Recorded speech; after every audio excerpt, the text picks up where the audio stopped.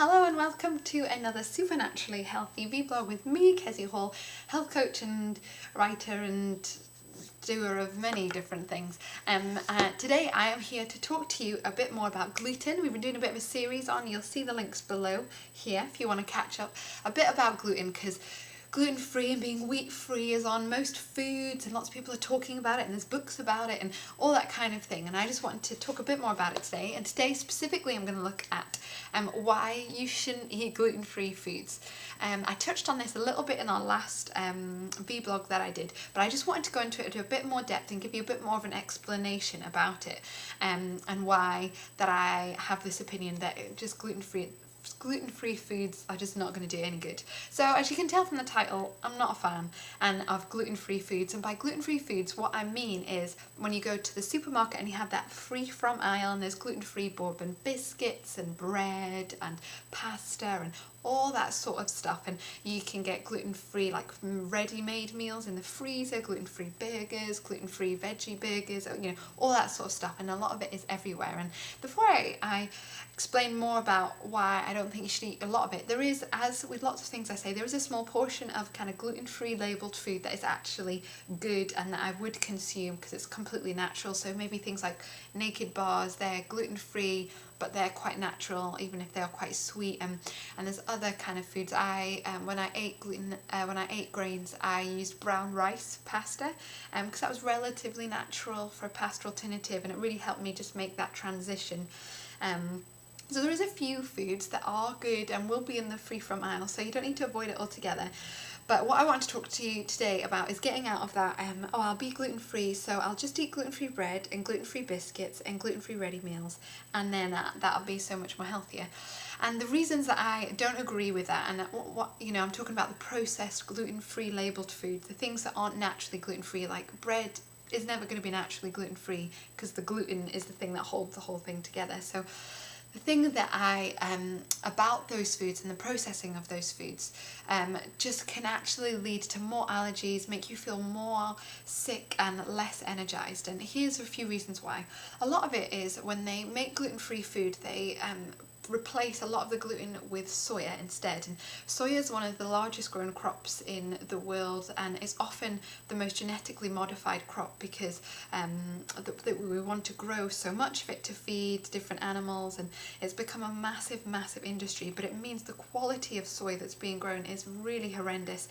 There's been lots of tests on it. Often it has lots of different solvents, pesticides, herbicides, all that sort of stuff, just because of the mass consumption of it, because we also it's fed to cattle and all that sort of stuff, so it produces loads of it. And soy, as you'll know from previous articles, soy is not something you want to be consuming a lot of unless it's in its very natural, fermented, organic, natural form. But the processed soy that they'll fill loads of gluten-free products is not going to do you good. It's not going to do your hormones levels any good.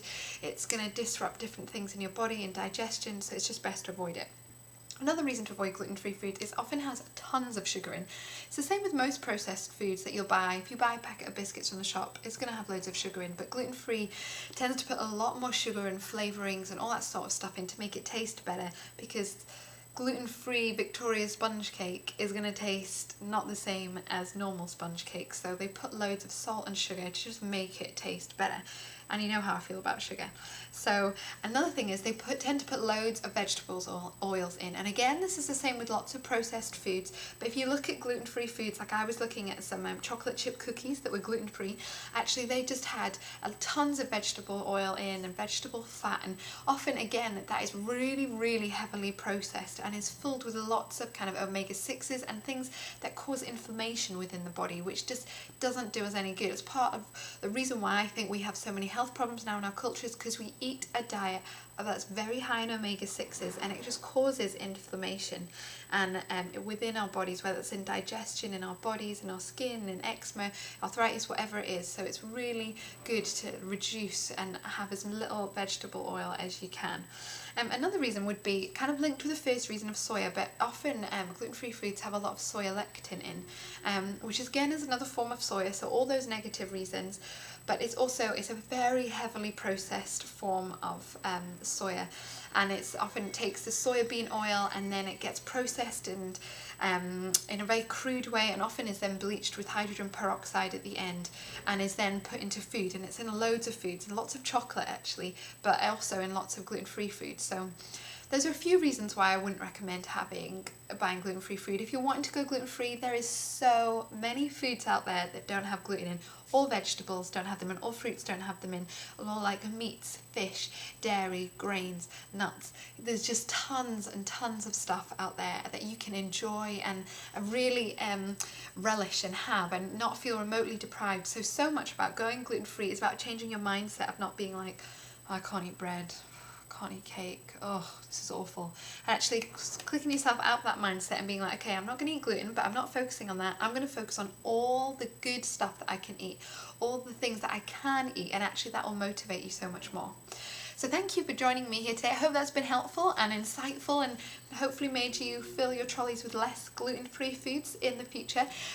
If you have any questions or anything like that, just leave them in the comments box below and I will get back to you. Otherwise, have a marvellous week. Thank you for joining me and I will see you very soon. Bye.